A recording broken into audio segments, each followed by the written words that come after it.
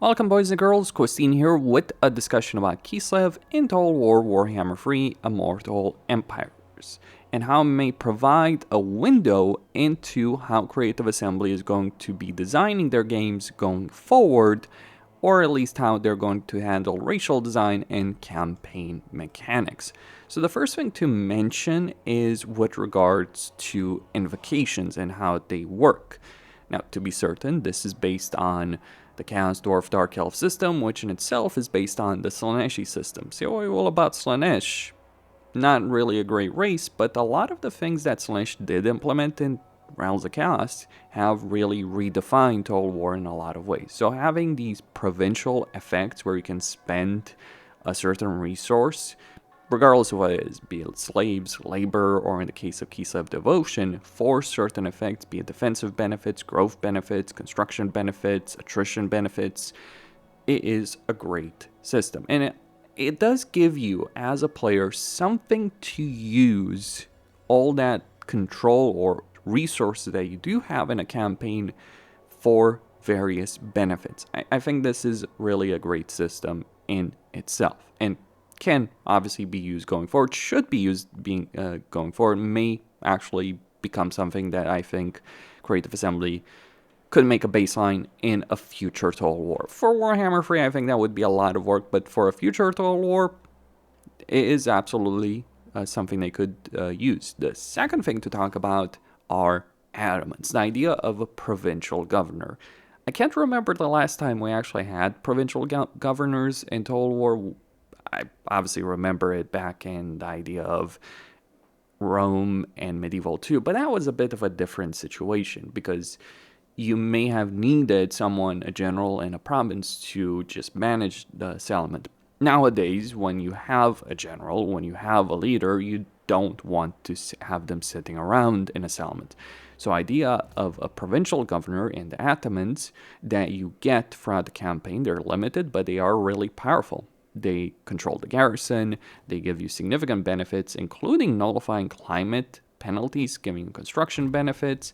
It is obviously not perfectly balanced right now, because getting Groundbreaker is generally going to be much better than Warden or Ambassador, though sometimes you may want to get Ambassador, but still a really good system as an idea.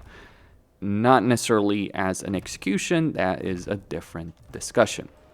Another thing to be said about Atamans, though, beyond their skill line, their various benefits, is also the idea of having garrisons being more proactive.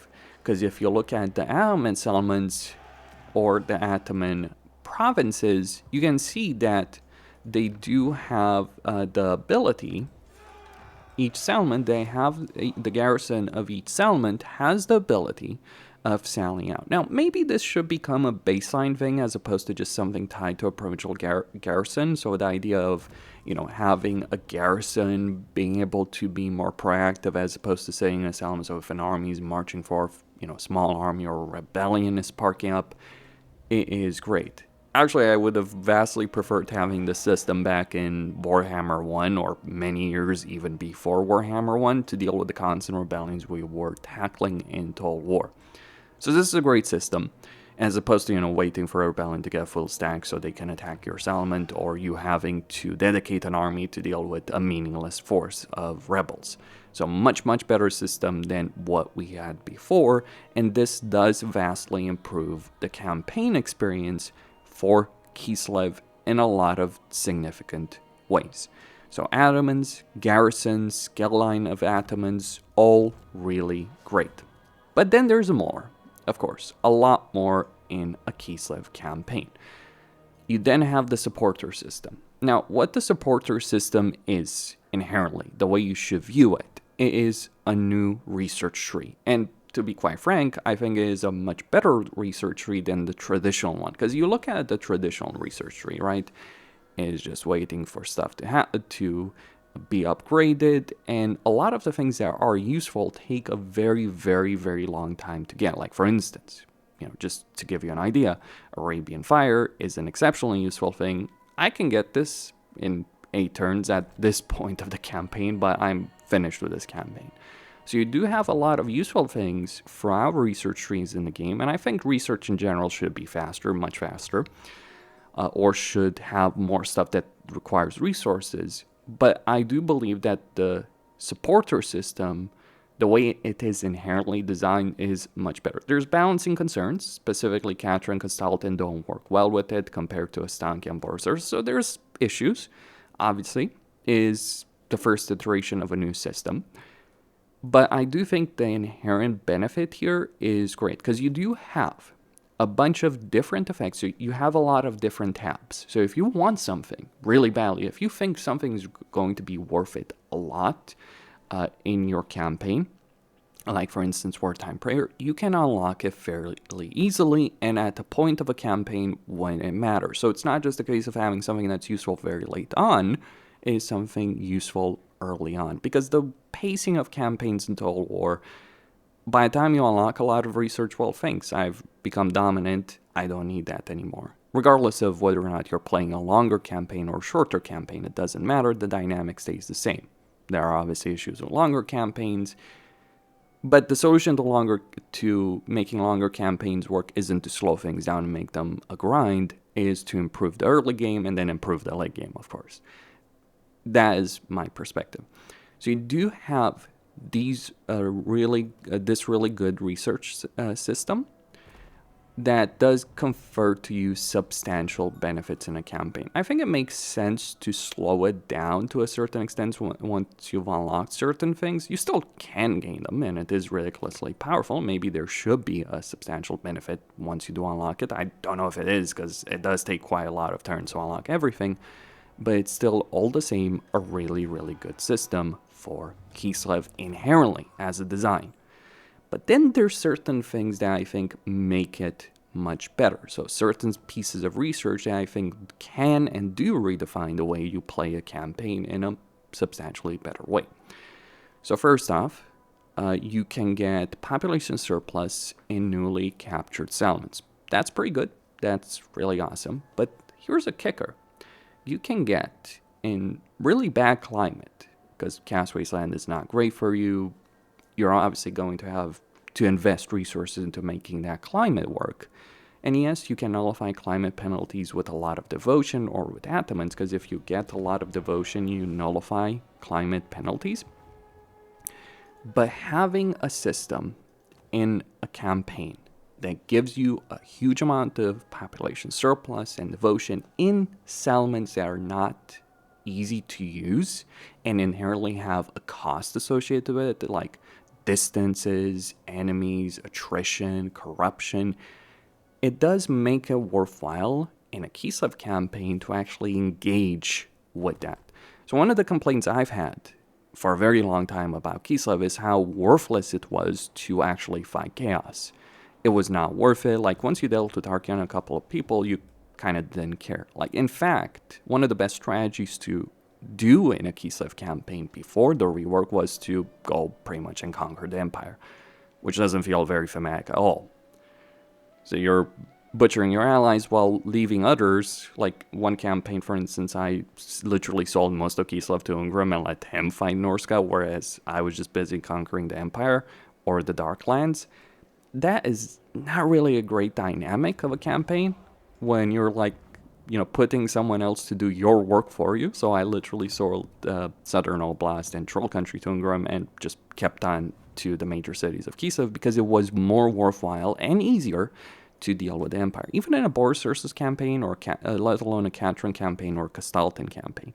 So that in itself, that system that we do have over here for Spiritual Conquest fundamentally changes the way the game is played in a much, much better way.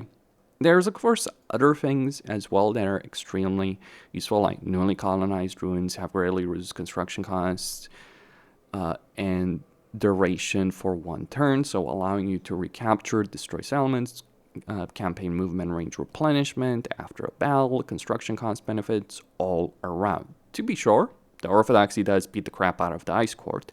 The Ice Court provides you with more combat benefits than the Orthodoxy. The Orthodoxy is about the land. But here's the brilliance of the supporter system, beyond any specific upgrade, and there's quite a lot I could talk about here, what is great here is you don't have to choose. In fact, you're very heavily discouraged from focusing on one side to another. One of the fundamental issues of the way the traditional research tree works is that you're always going to go for the benefits that give you the most amount of power in the quickest fashion, and you're going to do so to the detriment of everything else. Well, with the supporter system, you're heavily encouraged to always focus on multiple things at the same time. You will gain supporters for both Ice Core and Orthodox. You are encouraged to do so. Sure, one thing may be higher than the other, but all the same, you are both getting combat benefits and campaign benefits at the same time, which helps resolve one of the fundamental issues that has plagued the research tree ever since it was introduced.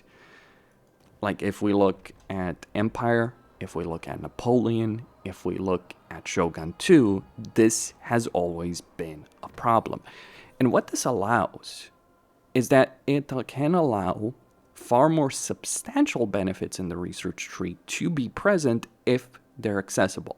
Because there used to be like very important things in the research tree, then that didn't pan out, like units, powerful abilities and all that. And people didn't care for that system because it pushed you to get those things all the time. That's not a great system. Then, of course, there came the complaint once they changed that, well, you've just made it so that research is a stat stick. To be sure, that is a problem as well. So I think the court and orthodoxy supporter system does help resolve a lot of these issues at the same time while significantly enhancing your playstyle. This is the first time in many fucking years where I can say that actually caring about research is something that something that I do care in every single campaign that I do play. Like, in other campaigns, there are research trees that are really powerful. If we consider the dwarves, they have really powerful research, but it's always the same thing. Like, you're always going for the same thing. So you know you're going to get it by this turn. That's not a choice. That's not consequence. That's not interesting. Because they get that population surplus benefit. They get construction benefits. You're always going to go for the same thing over and over again because it's always worthwhile. Here with Kislev, you do have a choice. Do you unlock certain things faster than others? Like, there is a path that's usually better than some other things, but there are genuinely good choices. Like, okay, to explain. Duty's Reward and Endless March are always worth picking up above everything else, to be sure. But beyond that, and those are very quick to acquire, beyond that, you gotta decide, what are we gonna focus on? Are you gonna focus on getting the higher level research, the higher level supporter benefits, like Spiritual Conquest, or are you gonna focus on getting the stuff that's easier to acquire, but is not necessarily that powerful, like, you know, Spirit of Community for construction cost and construction time for infrastructure buildings. And these systems, be it Devotion, Atamans, or the supporter system, do make for Kislev having a much better campaign overall. I also think inherently having your control as something that's proactive as opposed to just a stat stick that's either very low and constantly creating annoyances for you, but I think having it play a more active role and you're using it actively and you're engaging with it as opposed to just a meter that fills up or goes down does make for a much better system of control. You still want to maintain a high level of control, but you can also spend it for benefits in a campaign. So that is where I stand with respect to Kislev. I think Creative Assembly did an amazing job with this rework, and I do think they've opened the gates for a lot of opportunities going forward. Costin, signing out.